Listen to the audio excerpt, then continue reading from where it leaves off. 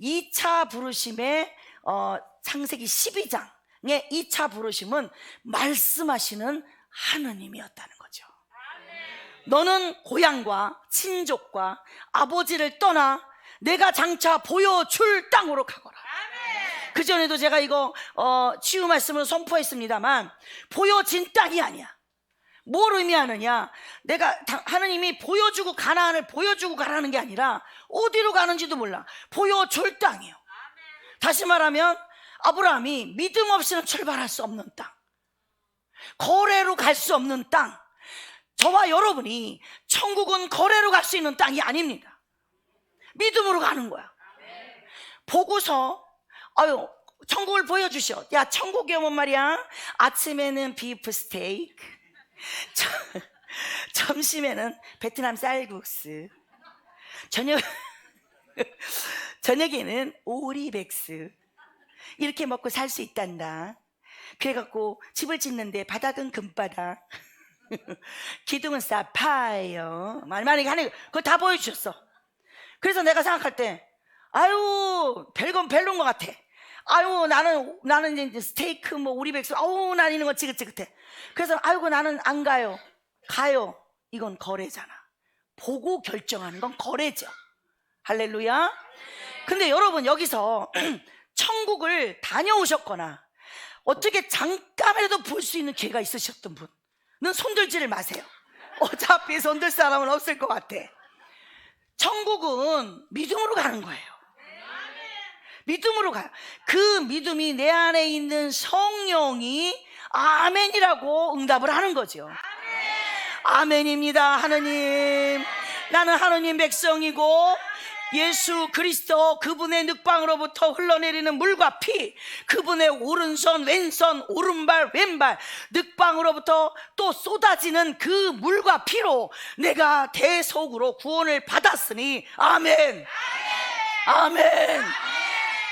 당신이 나의 주인이요, 나의 영혼의 모든 주권이 예수님께 있습니다 라고 우리가 고백하면서 하느님 나라를 믿는다고, 영원한 생명을 믿는다고 아멘을 하는 것은, 요한복음에서는 천국이라는 존재를 영원한 생명이라고 하는 시간적 개념으로 이야기를 하고, 마태복음에서는 하느님 나라라고 하는 공간적 개념으로 이야기하시고, 그러면 이게 공간적인 개념으로 천국이냐 시간적인 개념으로 천국이냐 아무도 몰라요. 왜? 히브리서 저자는 말합니다.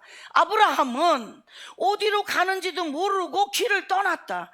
우리 다 그렇게 길 떠났어. 다 그렇게 교회 안에 들어오면서 세례 받으면서, 할렐루야, 그게 뭔지도 모르고, 저 같은 경우는 세례 받을 때 동기가 뭐냐고 한번 물어보세요. 저 왜 세례 받았는지 물어보세요. 왜 세례 받았냐? 저 왜 세례 받았냐면요, 미사포 쓰는 게 너무 예뻐 보여서. 정말이에요. 전 주변에 우리 집이 다 무신론 집안이었고요.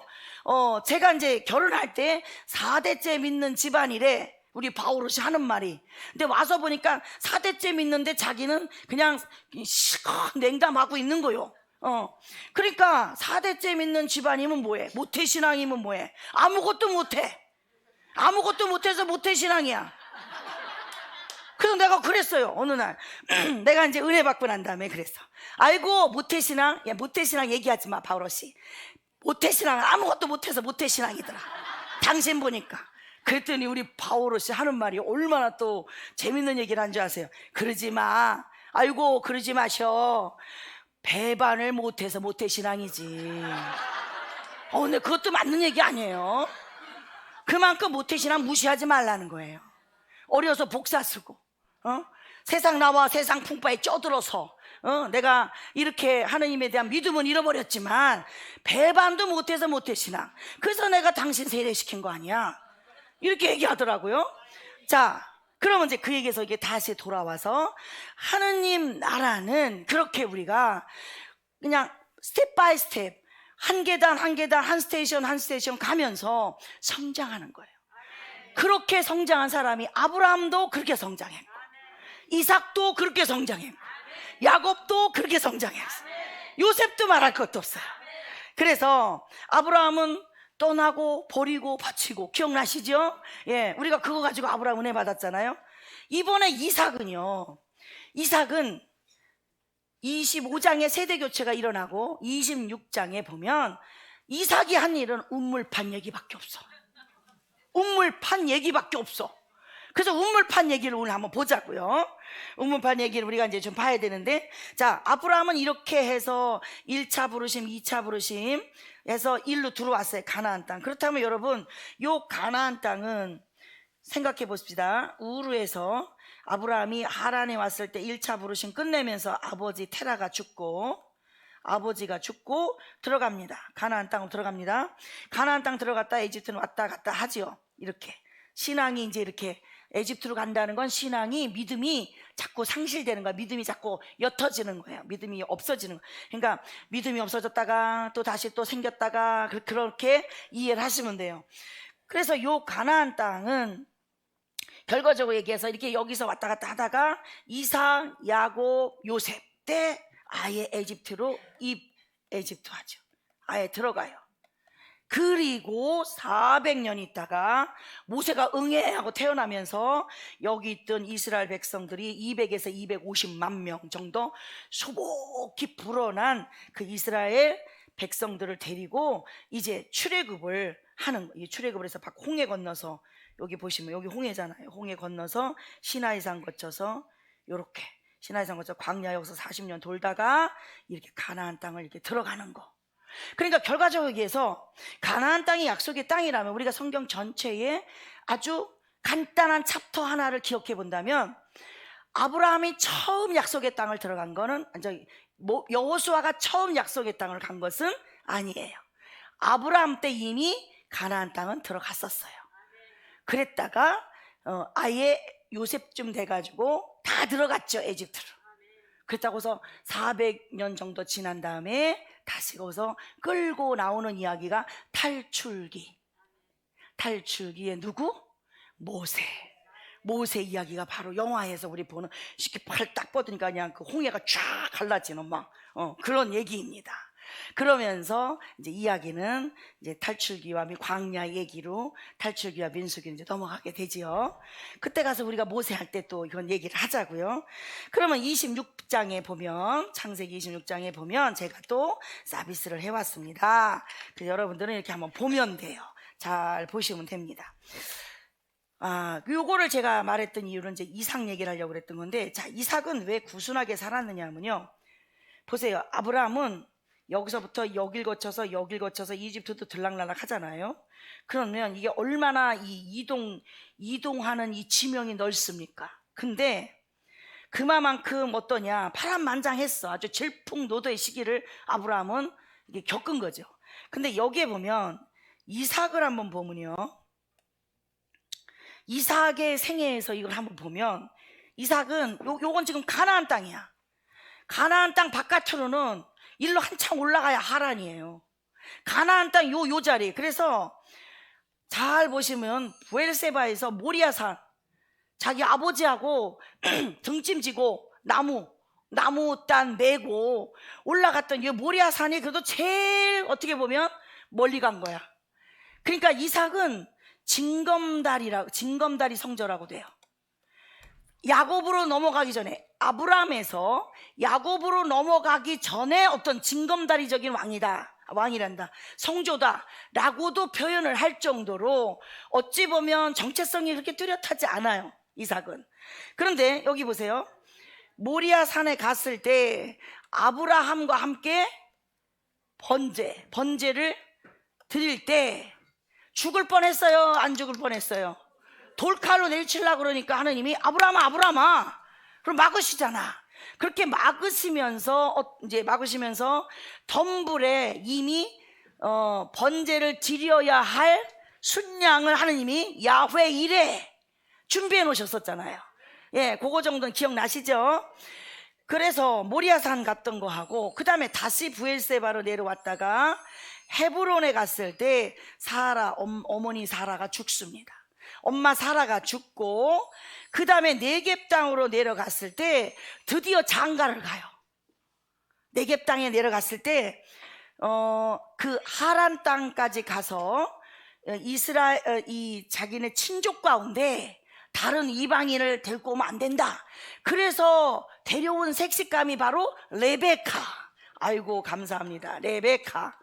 한번 해볼까요? 레베카. 이 레베카가 참 굉장히 지혜로운 여인이에요. 그리고 담대한 여인이야. 나중에 레베카에 대해서 알 수 있는 기회가 있을 겁니다. 엄청 담대하죠. 담대하고 지혜롭고 이 레베카가. 그래서 이 레베카를 데리고 여기서 아브라함 종이 하란에서 레베카를 데려와서 결혼하는데 이때가 나이가 40이에요. 이삭이. 그래서 이삭은 만혼입니다. 고대로 말하면. 지금 40살에 결혼하는 거는 문제가 안 되지만 고대 사회에서 40이라는 건 할아버지가 장가간 거야. 그럼 이 말을 다른 말로 말하면 어떻습니까? 만혼이라는 소리는 그만큼 엄마 사라의 치마폭에서 못 벗어났다는 거지. 그럴 만도 하지 않아요? 몇 살에 낳았는데. 응? 사라가 이삭을 몇 살에 낳았어요? 아브라함이 100세니까. 응? 사라는. 그렇죠. 사라가 그렇게 늦게 늦둥이를 낳은 거예요. 누구를? 이삭을. 늦둥이를 낳았으니까 얼마나 진짜 그야말로 진자리 마른자리 그냥 물고 빨고 키웠겠어요. 이뻐서. 그러니까 엄마에 대한 마마보이처럼 엄마에 대해서 이렇게 의지하고, 그리고 그 엄마의 모든 생각이 자기 안의 생각이야. 엄마가 가는 방향이 자기 방향이야. 뭐든지 엄마와 의논하고 엄마가 허락하지 않으면 안 하고. 요즘 시대는 우린 그걸 마마보이라 그래요. 근데 그랬을 가능성을 봅니다. 그러니까 40살까지 결혼을 안 하다가 사라가 죽고 난 뒤에 결국은 레베카를 데려다가 아브라함이 이제 결혼을 시켜요. 이삭을. 근데 왜 마마보이다 이런 말도 하고, 엄마와는 거의 정신적으로 멘탈적으로 연결돼 있었을 것이다, 이삭이. 그걸 왜 그렇게 얘기하느냐면요. 그 레베카를 데려왔을 때 그러니까 말하자면은 유대인들은 결혼을 하잖아요. 그러면 소위 말해서 신방을 남자 쪽에서 이렇게 다 준비를 해요. 그런데 신방을 준비하지 않아요, 이삭이. 그리고 성경에 보면 뭐라고 나오냐면 사라의 천막으로 레베카를 데리고 들어갔더라, 이렇게 나와. 그러니까 엄마 방에서 신방을 그냥 치렀다고. 이건 좀 보기 드문 표현이에요. 성경에서는 신방이 따로 있지 않았어. 이삭은 엄마 천막, 사라의 천막에 레베카를 데리고 들어가서 신방을 치르는 거야. 그만큼 어떻습니까? 아직까지 정신적인 지주 역할은 엄마가 돌아가셨음에도 불구하고 엄마에 대한 뭐가 있는 거야? 그리움이 있고, 그것에 대한 어떤 향수가 있고, 그렇게 해서 새로 얻은 색식감이 엄마와 같은 역할을 해줬으면 하는 게 있는 거지. 이거를 정신의학적으로는요, 정신의학적인 심리적인 부분 안에서는 이것이 굉장히 깊거나, 그 상처가 부모를 잃어버린 것이 깊거나 그 상처가 치유받지 못하면 아주 부부 생활에 심각한 오염의 문제가 생기는 게 어떤 거냐면 이런 거예요. 어떤 분은 어렸을 때 엄마가 돌아가셨어요. 근데 그때 자기 나이가 5살인가 그랬대요. 근데 5살 때 죽음을 모르잖아요. 죽음을 모르니까 엄마가 이제 어느 날 갑자기 사고로 돌아가셨어요. 그러니까 이제 아버지나 그 밑에 고모들이 뭐라고 얘기를 했냐면은, 죽는 게 뭔지 모르니까 엄마 아파서 병원 갔어, 다쳐서 아파서 병원 갔어, 이미 죽어서 장례를 치렀어. 그래갖고 막 애고대고 다 했어. 근데 뭐 시신을 안 보여줬으니까 모르는 거야. 그러면서 뭐라고 얘기를 했냐면, 엄마가 아파서 병원에 있으니까 하룻밤만 자면 와, 10밤만 자면 와, 100밤만 자면 와, 이러다가 보면 애가 잊어버리겠지 생각을 한 거예요. 근데 진짜 그 방법도 그렇게 좋은 방법은 아닌가 봐요. 워낙에 엄마에 대한 이게 컸던 이 형제님은 엄마에 대한 배반감이 이 안에가 들어가 있는 거야. 어렸을 때 엄마는 나를 버렸어. 다 낳고 내가 뵈기 싫어서 우리 집에 안 오는 거야. 엄마는 딴 데 도망갔어 라고 생각하는 거예요. 그러다가 이제 죽음이 뭔지 알고 이제 컸으니까 엄마가 죽은 걸 알았을 거 아니에요. 나중에 알았지만 그때 당시 어렸을 때 5살, 6살 요랬을 때에 해결되지 않은 감정 있죠. 밤마다 울고 기다리는 감정, 이제나 올거나 이제나 올까 저제나 올까 엄마를 기다렸던 그 감정들이 해결이 안 되면 그게 상처로 굳어집니다, 여러분. 그래서 결혼 생활이 어떻게 힘들었냐면은 이 형제님은 마누라를 얻었는데 아내한테 엄마 역할까지 바래요. 아내가 엄마 역할까지 해줘야만 훌륭한 아내야. 근데 여러분, 아내는 아내고, 할렐루야, 엄마는 엄마지. 어떻게 아내가 엄마 역할까지 하나? 그러니까 아침에 일어날 때 몇 번 깨우잖아. 예를 들어서 회사 갈 시간 되면 깨우잖아요. 직장 갈 시간 되면 아유 아무개 아빠 일어나세요 막 이렇게 깨우잖아요. 그래도 안 일어나서 놔두면 일어나서 막 화를 내는 거야.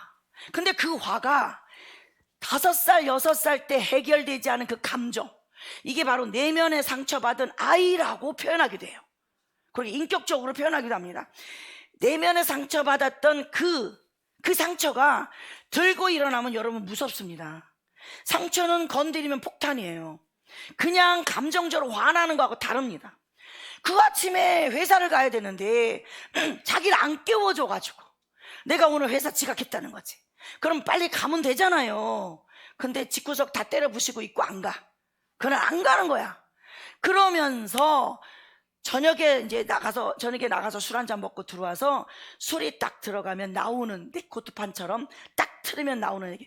우리 엄마는 이렇게 안 했어 나한테. 우리 엄마라면 이렇게 안 했을 거야. 우리 엄마라면 당신처럼 그렇게 무책임하게 나를 놔두지 않았을 거야. 여러분, 이 말을 어떻게 생각하십니까? 지금 이 문장을 우리 엄마라면 나를 어떻게든지 깨워서 출근 준비를 시켰지 너처럼 그렇게 내버려 두지 않았다고. 어떻게 생각하십니까? 왜 대답이 없으십니까? 왜 대답이 없으십니까, 여러분? 자, 저 좀 보세요. 무슨 소리냐면 아내가 그렇게 책임감 있게 깨워주는 것에 대해서 그냥 그 말을 한 것이 나쁘다는 게 아니에요. 우리 뭐 4식구면 4식구, 5식구면 5식구가 목구멍이 포도청이라 직장 나가야 우리가 먹고 살 거 아니냐 이렇게 얘기하면서 좀 책임감 있게 좀 내가 좀 아침에 못 일어나니까 좀 어떻게 해서든지 나를 좀 이렇게 깨워다오 이렇게 얘기하는 거하고 우리 엄마라면 그렇게 안 했어. 똑같아요? 다르다고요. 전혀 다르죠. 무슨 말씀이에요? 갑자기 여러분 어떻게 그 형제님하고만 만나서 식사라도 하셨나? 여러분들의 표정이 다 그 형제님 편이야. 절 속이지 못합니다. 제가 이래봬도 5천 강의 하면서 제가 늘은 거라고는 여러분 속을 읽는 독심술만 제가 은사로 받았습니다. 제가 무슨 생각하면서 저 보는지 다 알아요. 제가. 할렐루야. 아멘.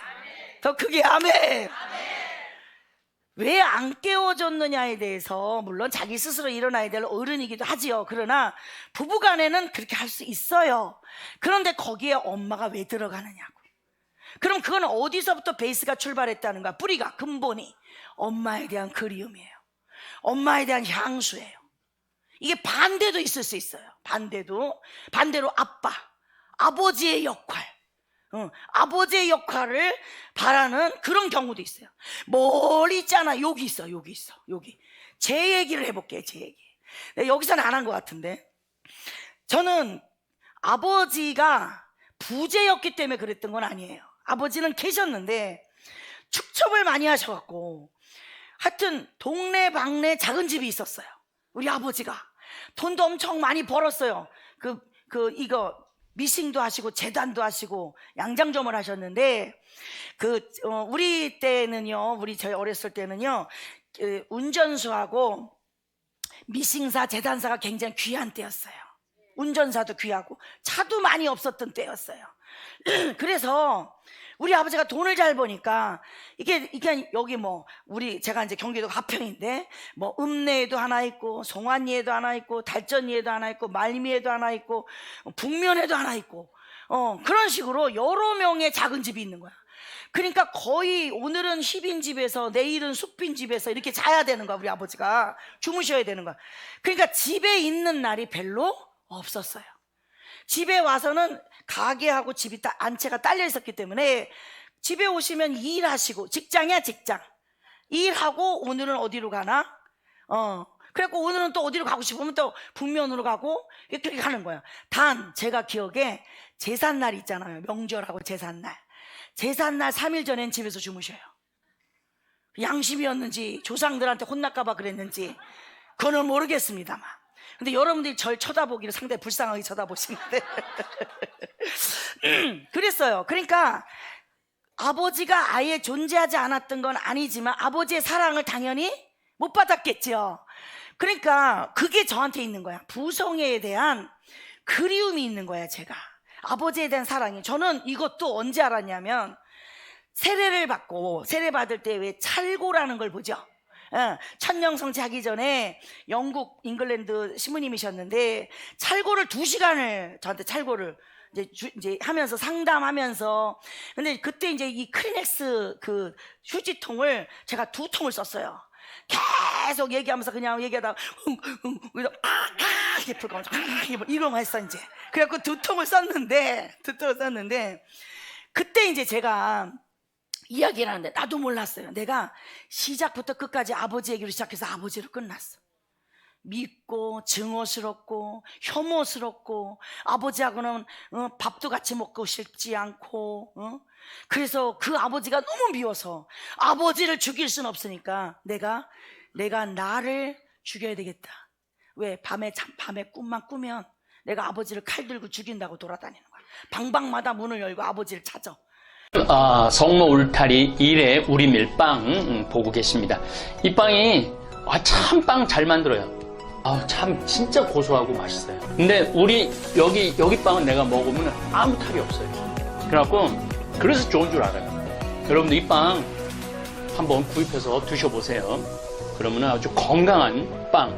아이들 요즘 너무 방부제 많이 들어간 빵들 먹으면요, 그게 이제 황동 호르몬하고 연결돼갖고 애도 못 낳는 거예요. 그 중고등학교 때 다 망치는 거예요. 이렇게 건강한 빵, 귀한 먹을 거, 우리 진짜 맛있다. 여러분들 1회 우리밀 전화번호 밑으로 나갈 겁니다.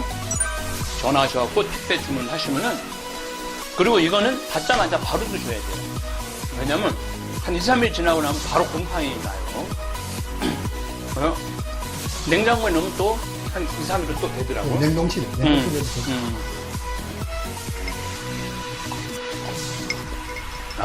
진짜 맛있네. 여러분들, 양산 성모 울타리 1회 우리밀 하느님께서 마련해 주신다, 그런 뜻이죠? 예.